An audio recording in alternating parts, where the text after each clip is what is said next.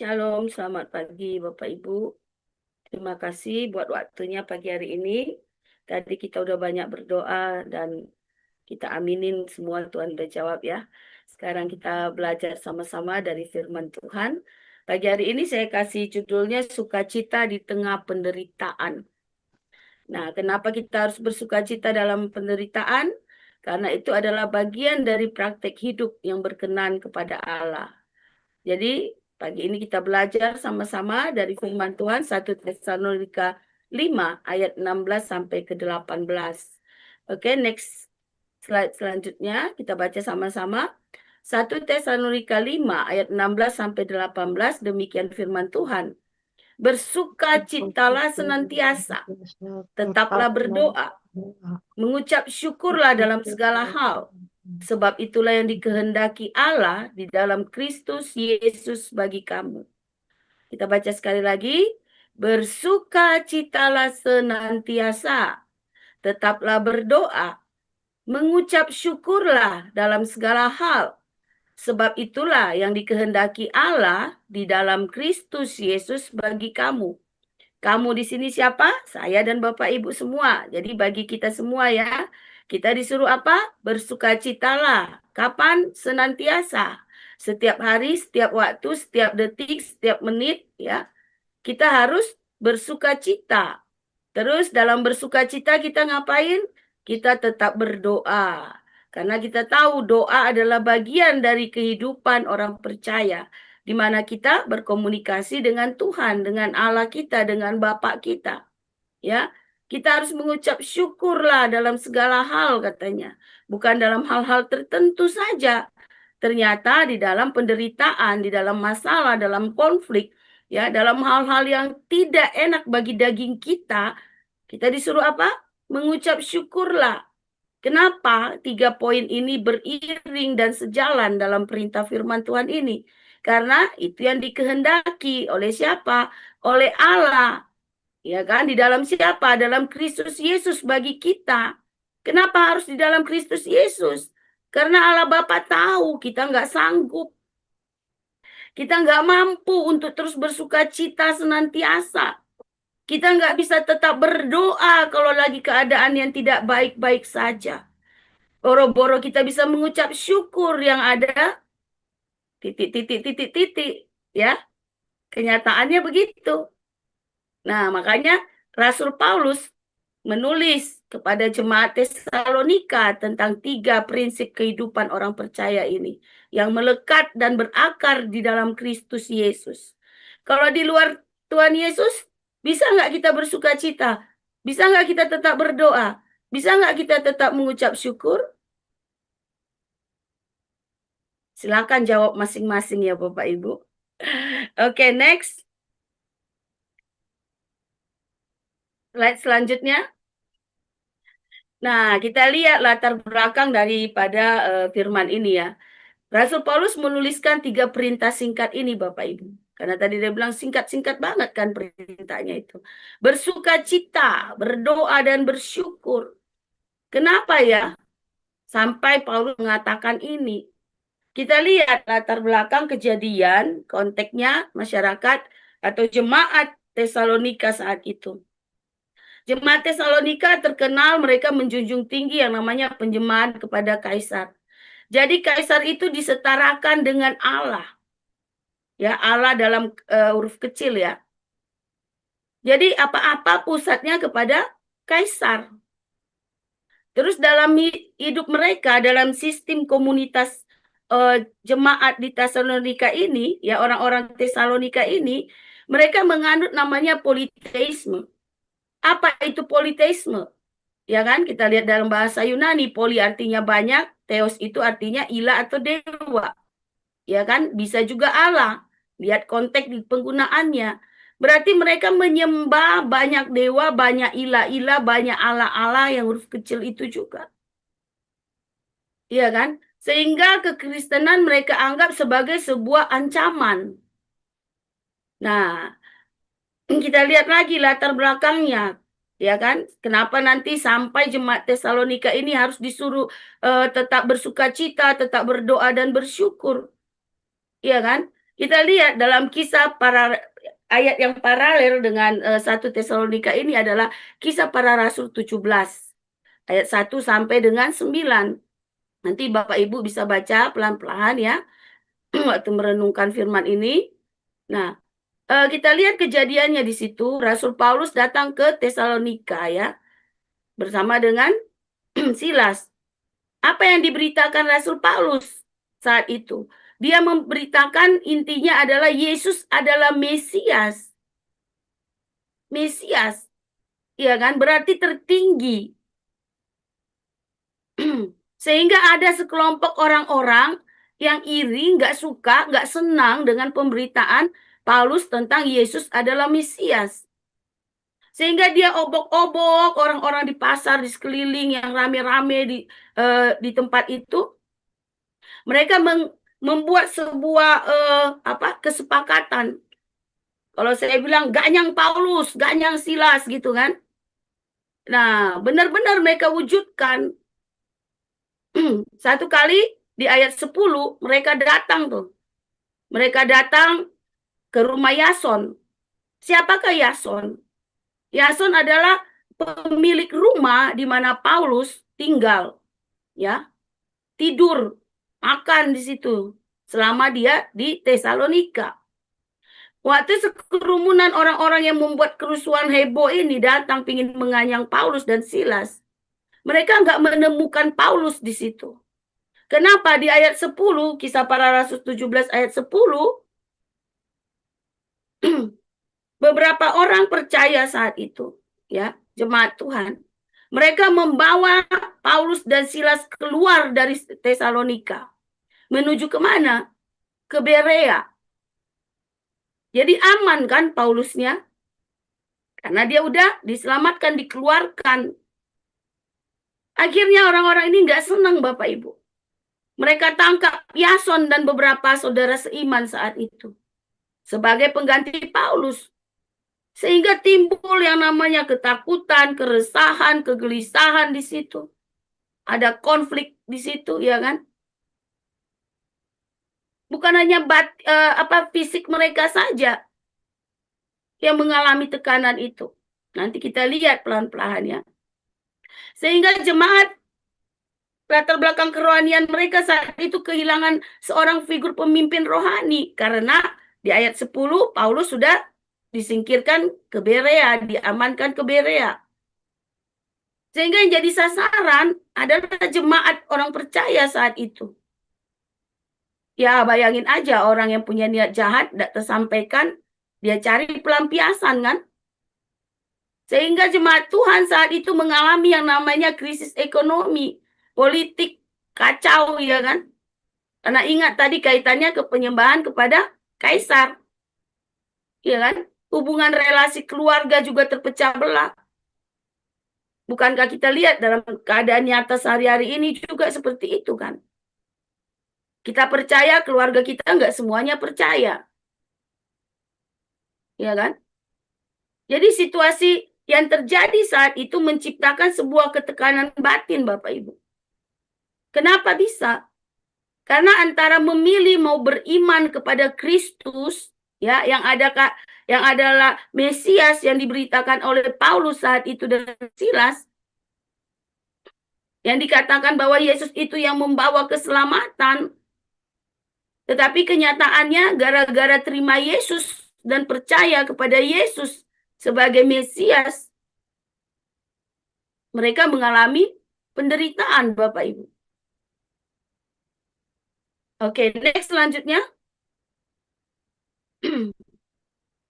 Kalau orang yang mengalami penderitaan, pasti ada sesuatu yang nggak enak Bapak Ibu. Sama seperti jemaat Tesalonika ini. Mereka mengalami yang namanya keletihan rohani. Karena tekanan yang terus-menerus datang.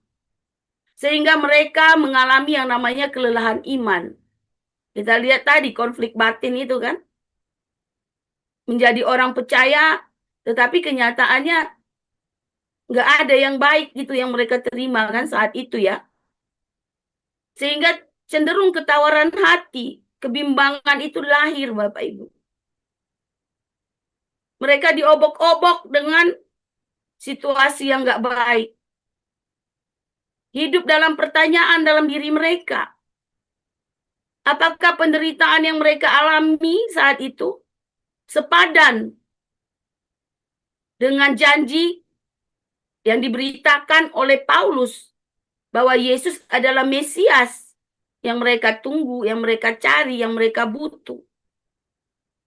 Bukankah dalam pemikiran kita seringkali seperti itu, Bapak Ibu?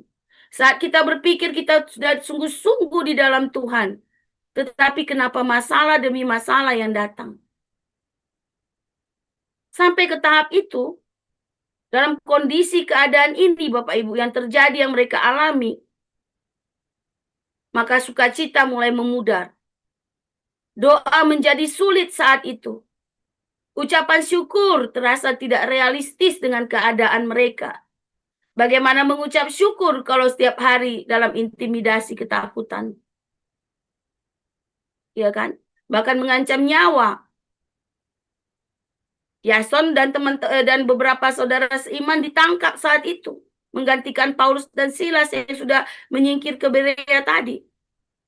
Sehingga ayat 16 sampai 18 adalah sebagai intervensi pastoral pengembalaan Paulus untuk mencegah jemaat tenggelam dalam keputusasaan rohani. Kalau dalam tekanan ini kita melihat kehidupan jemaat bisa menjadi dua, Bapak Ibu. Jatuh ke dalam dua keputusan yang ekstrim.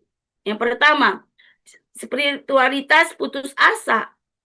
Kalau orang udah putus asa, maka hidupnya menjadi pasif, masa bodoh, kehilangan harapan, ya kan? Ya udah mengalir aja lah, ikuti suara terbanyak, ikuti keadaan yang ada. Kadangkala kita seperti itu, Bapak Ibu. Bahkan kita menggunakan yang namanya alasan rohani. Kan firman Tuhan bilang, kita harus tulus seperti merpati, ya kan? Titik-titik seperti titik-titik katanya. Kita pakai ayat itu, kita memperkaos ayat itu, Bapak Ibu. Kita mengalir katanya. Kita harus cerdik. Apakah seperti itu? Kita nggak bisa mengalir begitu saja, Bapak Ibu. Pengharapan kita harus tetap hanya kepada Kristus. Iya kan? Karena kalau tidak, iman menjadi melemah. Itu yang dilihat Paulus dari jemaat Tesalonika saat itu. Dan kemungkinan kedua adalah superioritas eskapis. Apa artinya? Melarikan diri dari kenyataan hidup, dari situasi yang terjadi, menolak kenyataan, ya kan? Seringkali ini dialami oleh anak-anak Tuhan. Ngomongnya rohani mulu. Rohani mulu. Kalau ada masalah, dijadiin rohani mulu gitu kan. Abai terhadap kenyataan yang ada dalam hidup sehari-hari. Sampai kapan? Karena manusia terbatas kekuatannya, Bapak Ibu. Banyak kali saya ketemu dengan orang-orang seperti ini. Ngomongnya rohani, rohani. Iya kan? Tapi masalahnya nggak diberesin. Percaya Tuhan. Ada bagian elu yang harus lu lakukan. Lu nggak boleh eskapis. Lu nggak boleh melarikan diri dari kenyataan. Lu harus hadapi. Sehingga ayat 16 sampai 18, Paulusnya memberikan perintah ini supaya jemaat itu tetap berada di jalur iman yang sehat. Mereka dapat menerima kenyataan itu dalam penderitaan karena Kristus. Supaya jemaat tetap berakar pada pengharapan. Bukankah ada ayat firman Tuhan yang berkata kepada kita? Iya kan? Untuk kita bisa mengucap syukur dalam segala hal. Sehingga Paulus terus menekankan 3 poin ini kepada jemaat di Tesalonika ini. Karena ini yang mereka butuhkan, Bapak Ibu. Sama seperti kita waktu kita mengalami persoalan kehidupan dalam penderitaan ya. Fisik, mental, jiwa kita tertekan. Karena situasi, keadaan, dan segala macam konflik, Paulus menasihati kita. Tetaplah kita bisa bersuka cita senantiasa. Supaya kita bisa tetap berdoa, berkomunikasi dengan Tuhan. Sehingga kita bisa menaikkan ucapan syukur. Karena itu yang dikehendaki Allah di dalam Kristus Yesus bagi kita. Oke, next. Tadi kita lihat latar belakangnya ya. Sedang dalam penderitaan, keadaan mereka yang sudah mulai lelah secara rohani, ya kan? Pergumulan ketidakpastian akan masa depan mereka. Apakah mereka mau tetap percaya kepada Yesus yang diberitakan oleh Paulus dan Silas? Ataukah mereka harus berpindah haluan? Ya kan? Mereka butuh satu pegangan gitu loh. Tetapi apa yang mereka dapatkan? Paulus malah meninggalkan mereka. Iya kan? Pergi dari Tesalonika ke Berea. Seolah-olah kok Paulus seperti itu ya? Ternyata ada beberapa maksud ya, kenapa Tuhan izinkan mereka. Supaya mereka belajar bahwa Paulus tidak menawarkan jalan keluar yang instan. Tetapi bagaimana cara hidup yang memelihara iman sampai Tuhan bertindak gitu loh Bapak Ibu. Jadi waktu Paulus keluar dari Tesalonika menuju Berea, di Kisah Para Rasul 17 ayat 10 itu, disitulah Tuhan melatih umat Tesalonika ini. Supaya mereka punya pengharapan yang teguh bukan hanya kepada Paulus, tetapi kepada tindakan Tuhan. Artinya harus berharap penuh kepada Tuhan. Gak bisa ngandalin manusia. Demikian juga dalam kehidupan saya dan Bapak Ibu. Saat kita mengalami yang namanya masalah penderitaan, kita harus memelihara iman kita untuk tetap percaya bahwa Tuhan akan bertindak. Kita sering tahu Tuhan bertindak sesuai dengan waktunya, semuanya indah pada waktunya. Kadang-kala itu hanya slogan Bapak Ibu. Begitu kita hadapi persoalan kehidupan, pergumulan, kita rasa ini sebuah keputusasaan. Paulus menata ulang fokus jemaat. Artinya apa? Dalam situasi tekanan yang gak enak buat saya dan Bapak Ibu. Fokus kita kepada siapa? Kepada penatua? Kepada Komardi sebagai leader?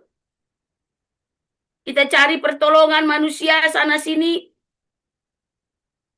Ada beberapa orang-orang juga seperti itu.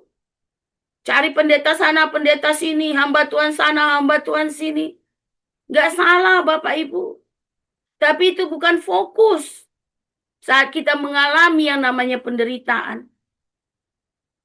Yesus, penguasa tunggal hidup kita, itu fokus kita.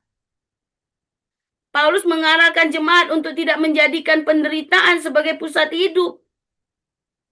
Bukankah sering kita mengasihani diri kita sendiri saat kita mengalami persoalan dalam kehidupan? Seolah-olah kita yang paling menderita. Padahal masih banyak orang lain yang jauh lebih menderita dari kita, tapi mereka tetap bisa bersuka cita. Mereka tetap berdoa dan mengucap syukur.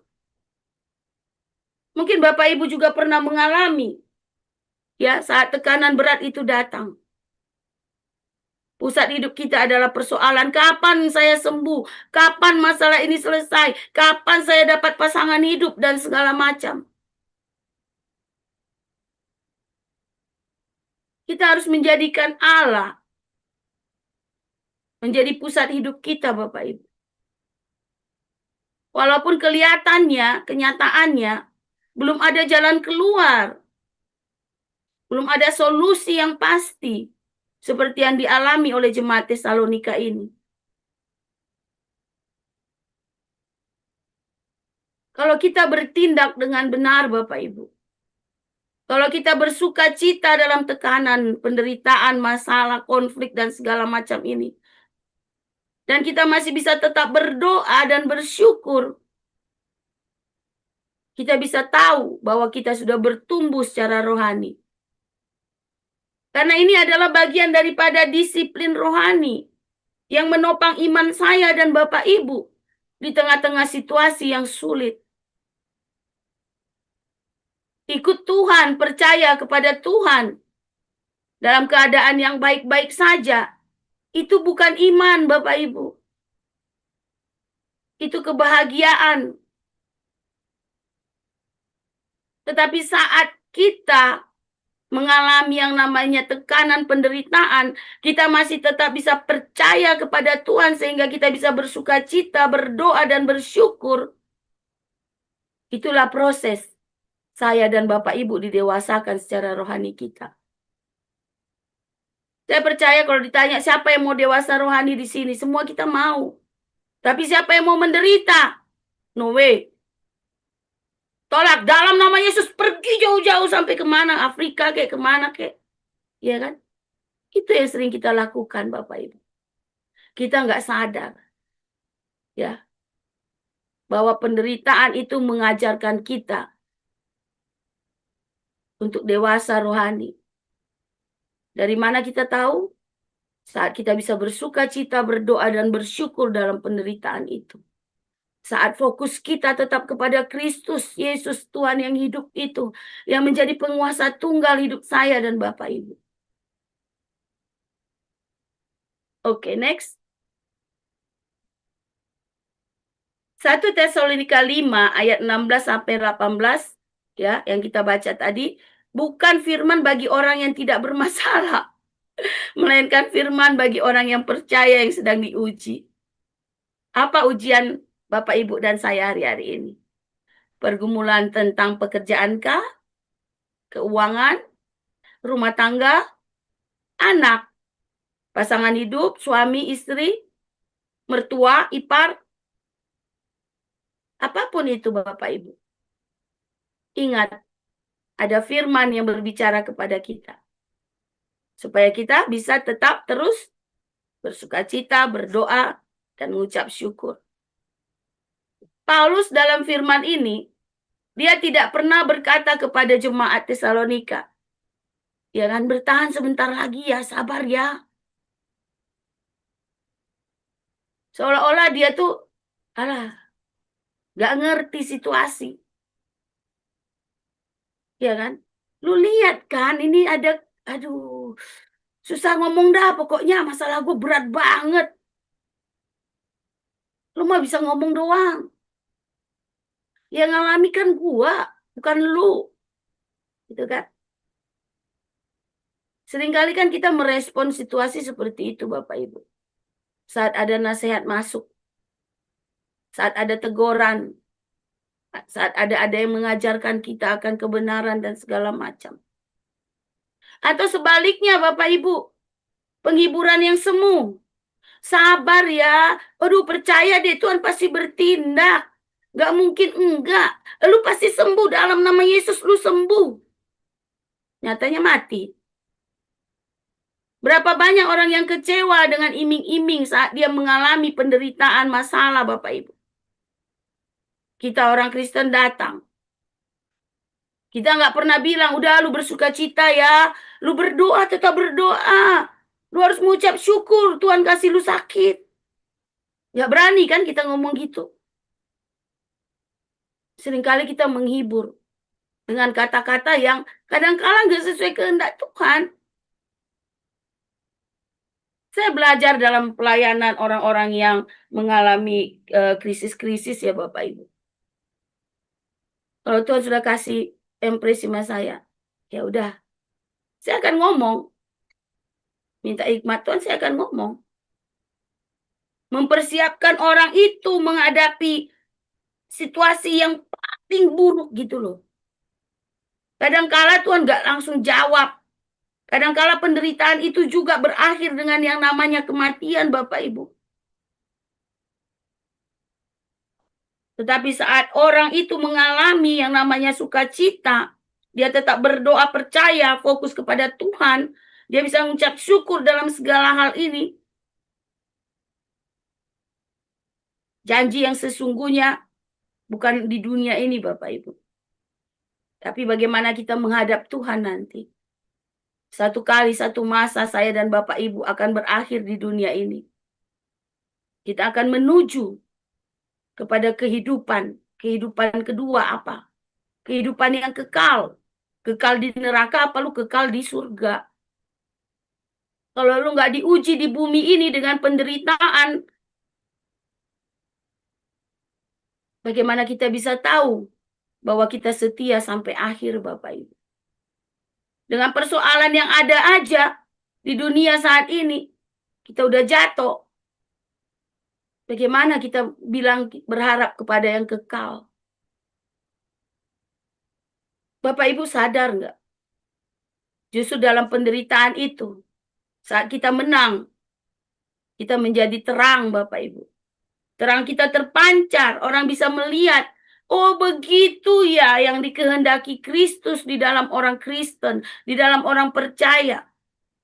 Mungkin bagi dunia satu kebodohan. Lu lagi menderita, lu ngucap syukur. Iya kan? Tapi percayalah saat itulah terang kita yang membedakan kita dengan dunia, Bapak Ibu. Sehingga orang yang melihat kita dipenuhi dengan damai sejahtera. Mungkin mulut mereka beberapa gelintir orang akan bilang kita bodoh, konyol, dan segala macam. Tapi firman Tuhan berkata, Bapak Ibu, apapun yang kita perbuat, itu seperti kitab terbuka yang bisa dibaca oleh banyak orang. Orang akan melihat kehidupan saya dan Bapak Ibu. Apakah sungguh kita beriman atau kita hanya Kristen-Kristenan? Next. Kalau kita aplikasikan firman ini dalam hidup kita, Bapak Ibu, tentu kita harus menguji dan mengevaluasikan. Dalam kehidupan nyata banyak orang Kristen. Saya nggak bilang Bapak Ibu, orang Kristen. Kalau orang Sumatera bilang orang Kristen. Iya kan? Yang rajin beribadah, tetapi kehilangan sukacita. Aktif pelayanan, tetapi jarang berdoa dengan sungguh-sungguh. Tahu banyak ayat firman, tapi sulit bersyukur ketika hidup tidak sesuai harapannya, Bapak Ibu. Coba kita lihat diri kita. Apakah kita seperti itu? Kita rajin beribadah, tapi kita seringkali kehilangan sukacita oleh situasi, kondisi, keadaan. Kita aktif pelayanan, tapi kita jarang berdoa dengan sungguh-sungguh. Kita tahu banyak firman, tapi kita sulit bersyukur saat menghadapi kehidupan yang gak sesuai dengan harapan kita. Kalau iya, maka kita harus bertobat, Bapak Ibu. Aplikasikan 1 Tesalonika 5 ini dalam hidup kita. Kita praktek bersukacita senantiasa. Bukan hanya rajin beribadah senantiasa. Tapi ada nggak sukacita dalam ibadah kita? Harus tetap berdoa.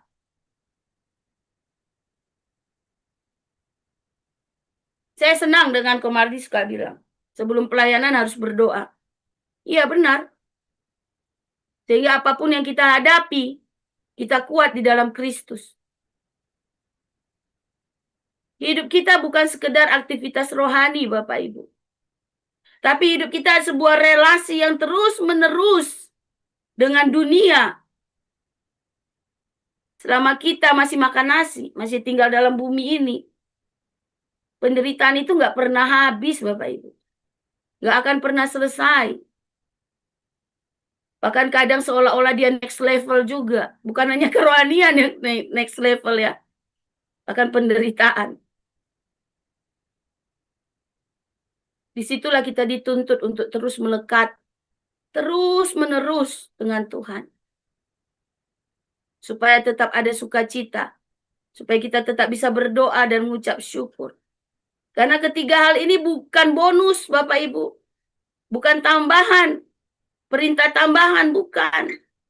Tapi ketiga hal ini adalah fondasi kehidupan orang percaya. Bagaimana kita melakukan firman kalau hidup kita tidak dipenuhi dengan sukacita. Kita baca firman Tuhan aja kita tolak-tolak nanti. Kasihlah itu sesamamu manusia. Boro-boro gue ngasih dia. Ya kan? Dia aja jahat banget sama gue. Orang yang pahit hidupnya, dia akan membuat orang lain lebih pahit dari dia, Bapak Ibu. Cilaka kan? Kalau kita nggak suka cita, kita pahit. Sama seperti kita nyeret orang rame-rame di belakang kita, lebih banyak. Tadinya satu kita yang lompat ke jurang, kita bawa orang banyak-banyak, Bapak Ibu. Itulah kehidupan orang yang pahit, orang yang kecewa, orang yang marah dengan dirinya sendiri, orang yang marah dengan keadaan. Dia mengkamirkan orang lain lebih pahit dari dia, Bapak Ibu. Sementara firman Tuhan menyuruh kita apa? Menjadi berkat bagi banyak orang. Karena itu intinya Yesus datang ke dunia. Dalam rupa Allah ia mengosongkan dirinya. Datang ke dunia. Untuk siapa? Untuk kita. Menyelamatkan kita supaya kita hidup dalam perintah bersukacita.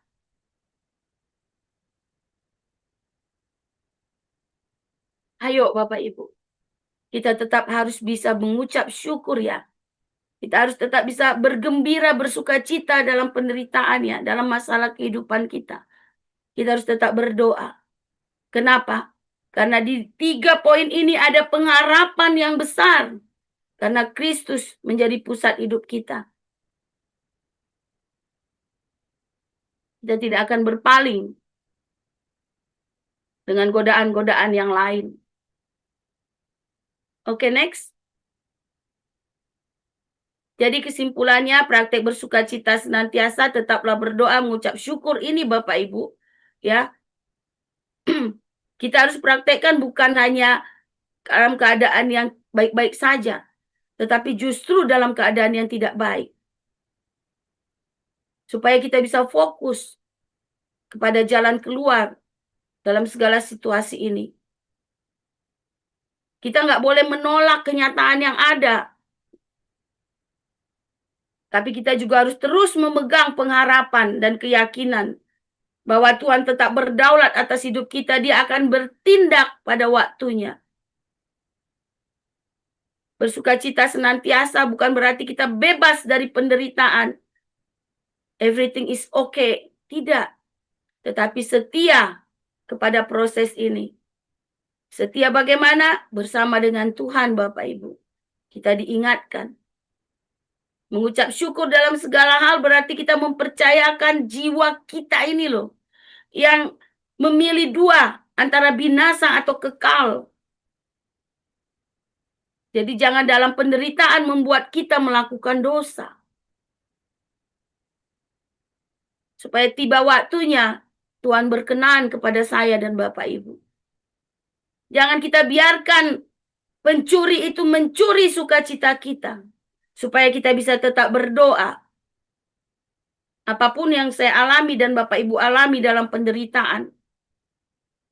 Itu proses cara untuk Tuhan melatih kita untuk tetap mengingat kebaikan Tuhan setiap hari. Kalau orang yang nggak bisa mengingat kebaikan Tuhan setiap hari, dia nggak akan bisa namanya mempraktekkan bersukacita, berdoa, dan mengucap syukur. Apa kebaikan Tuhan? Yang paling dasar aja. Coba Bapak Ibu dan saya tahan napas aja 1 menit. Rasanya dada udah nggak enak kan? 2 menit, rasanya tambah nggak enak. 3 menit, 4 menit, 5 menit. Habis. Gitu loh. Dulu saya pernah coba Bapak Ibu. 8 menit rasanya dada saya kayak mau pecah. Boro-boro 10 menit. Karena saya nggak latih pernapasan. Oke. Kata orang yang suka olahraga gitu kan ya. Karena kamu nggak latih pernapasan. Saya latih bisa kok. Saya 10 menit. 15 menit. Oke, lewat dari itu bisa nggak? Bukankah itu kebaikan Tuhan? Kita bisa bernafas setiap hari Bapak Ibu. Tanpa harus bayar. Jadi kalau kita mau praktek bisa tetap mengucap syukur ya. Bersukacita dan berdoa ini. Ingatlah kebaikan Tuhan setiap hari. Nah, saya mau tutup Oke, next selanjutnya. Saya mau tutup dengan sebuah cerita ya Bapak Ibu dari kisah nyata yang dialami oleh seorang yang namanya Horatio Gatsport ya, yang lahir tahun 1928 dan dia meninggal tahun 1888. Dia seorang pengacara sukses di Chicago, Amerika Serikat. Dia seorang yang aktif melayani di gereja dan sebagai penatua gereja Presbyterian saat itu. Dia seorang pengusaha properti yang besar. Hidupnya mapan, hidupnya berkecukupan. Dia seorang Kristen yang terkenal saleh hidupnya Bapak Ibu. Dia seorang yang dermawan dan dia bersahabat dekat dengan seorang penginjil yang terkenal. Bapak Ibu sering dengar mungkin ya, namanya Modi.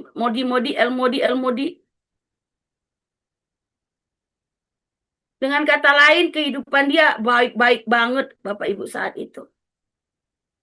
Ya kan? Tetapi ternyata ada tekanan besar. Ada krisis dalam kehidupan dia Bapak Ibu yang tadinya baik-baik ini. Dalam tekanan kehidupannya Bapak Ibu, dia bisa menciptakan sebuah lagu himne yang sampai hari ini masih kita pakai, kita dengar sebagai orang-orang Kristen. Yang judulnya It Is Well With My Soul. Penderitaan apa yang dialami oleh Horatio? Next. Tragedi pertama dalam kehidupan dia Bapak Ibu terjadi di tahun 1871. Saat terjadi kebakaran besar. Seluruh properti yang dia bangun hangus terbakar. Dan dia mengalami kerugian finansial yang sangat besar. Bukan sampai di situ saja Bapak Ibu, tidak lama berselang. Oke, next. Dia mengalami krisis kedua, tragedi kedua dalam kehidupannya. Pada tahun 1873, Horatio berencana dengan istrinya Annie ya. Mereka merencanakan sebuah perjalanan ke Eropa untuk mengikuti yang namanya KKR penginjilan yang dilakukan oleh El Modi. Namun tiba-tiba ada satu kejadian yang dia harus mengurus bisnisnya secara mendadak Bapak Ibu. Sehingga dia nggak ikut. Dia tetap tinggal di Chicago. Istrinya Ani dan keempat anak perempuan mereka berangkat dengan kapal uap. Ya kan, SS Villa du Havre. Menuju kemana? Ke Inggris. Di tengah perjalanan kapal itu mengalami tabrakan dengan kapal yang lain. Singkat cerita 226 orang meninggal dalam tragedi itu Bapak Ibu. Terdengarlah kepada Horatio kejadian itu. Gak lama dia menerima sebuah telegram dari istrinya yang isinya sangat singkat sekali. Tetapi dalam singkat itu mengandung kesedihan yang begitu dalam. Apa isinya? Selamat, hanya seorang diri. Save alone. Artinya apa Bapak Ibu? Hanya gua yang selamat. Anak kita mati dalam kejadian itu. Tenggelam. Bayangkan kalau Bapak Ibu dan saya. Kehidupan kita yang baik-baik tiba-tiba kita ngalami. Harta benda kita hangus.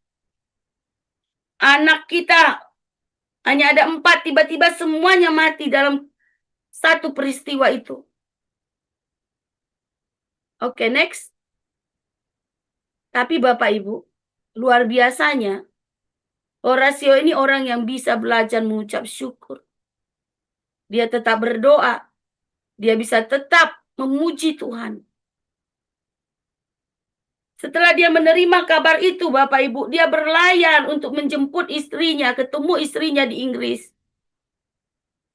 Saat kapal mereka melewati yang namanya Samudra Atlantik, kapten kapal tiba-tiba bilang, Pak Horatio, ini titik di mana kapal itu tenggelam. Kalau Bapak Ibu jadi saya mau Horatio. Saat itu dibilang, ini titik di mana kapal itu tenggelam. Apa yang kita ingat? Anak kita yang mati itu kan? Bukankah itu juga yang dialami oleh Horatio saat itu? Inilah laut di mana kuburan anak saya, 4 anak saya. Namun di tengah laut itu juga Bapak Ibu, dia menaikkan pujian syukur kepada Tuhan. Dia tulis dalam lirik lagunya, saat damai bagaikan sungai mengalir dalam jalanku. Saat duka laksana gelombang laut menerjang. Dia mengakui dalam ketenangan itu ada gelombang laut. Dia menerima kenyataan realitas anaknya mati di titik di mana dia dikasih tahu kapal tenggelam itu, Bapak Ibu. Ini pelajaran buat kita. Terima realitas kehidupan, jangan tolak. Sesudah kita terima, cari Tuhan. Sehingga dia bisa menuliskan lagi dalam lirik itu, Bapak Ibu. It is well with my soul. Jiwaku tetap tenang bersama Tuhan.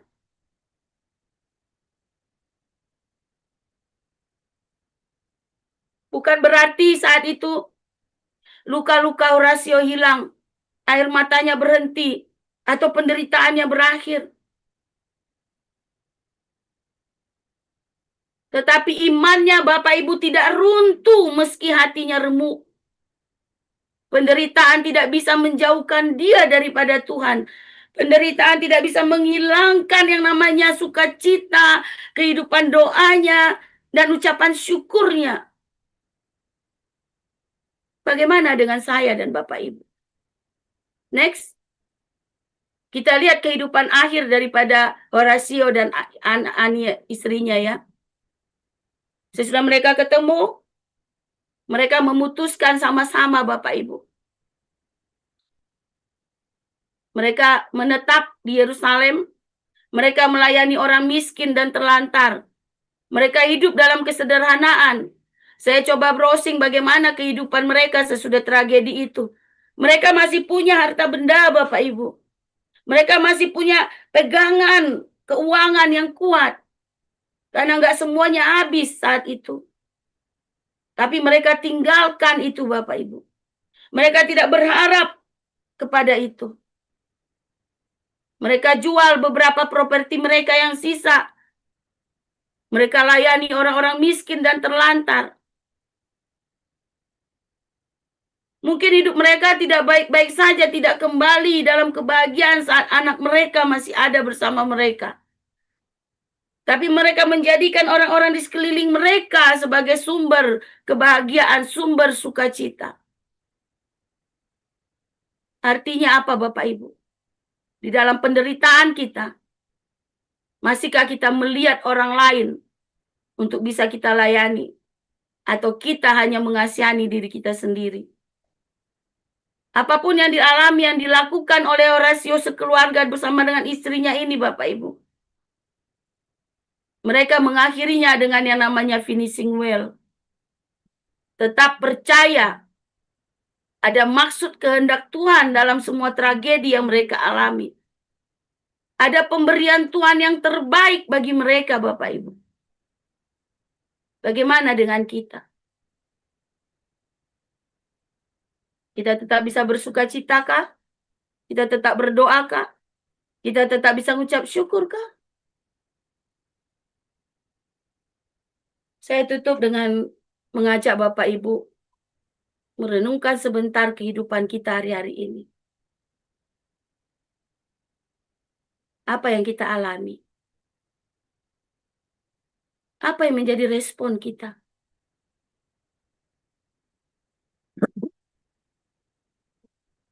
Kita bisa menerima kenyataankah? Dengan hal yang tidak baik yang terjadi, yang kita alami? Apa respon kita dalam situasi itu, Bapak Ibu?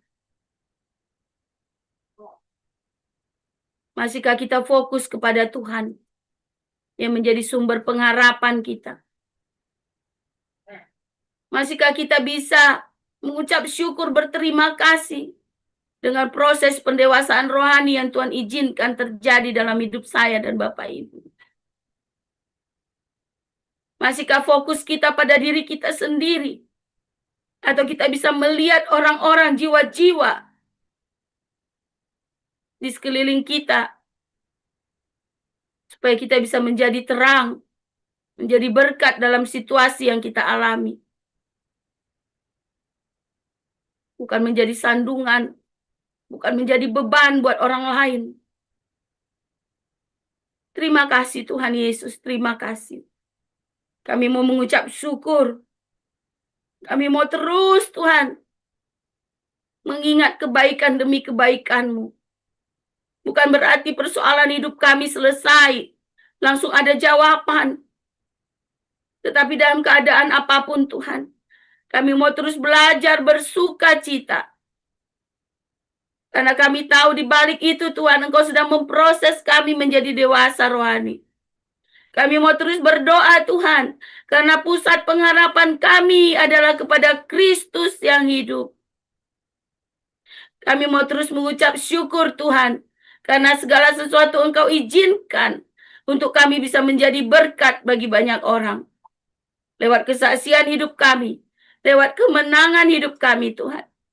Orang lain bisa menerima Engkau Tuhan sebagai Tuhan dan Juru Selamat mereka. Terima kasih buat segala sesuatu, buat pasangan hidup kami, anak kami, keluarga besar kami, pekerjaan kami Tuhan, pelayanan kami, rumah tangga kami, orang-orang di sekeliling kami Tuhan. Terima kasih Tuhan. Semuanya Kau izinkan untuk memproses kami menjadi terang bagi bejana kemuliaan-Mu Tuhan. Terpujilah nama-Mu di dalam nama Tuhan Yesus.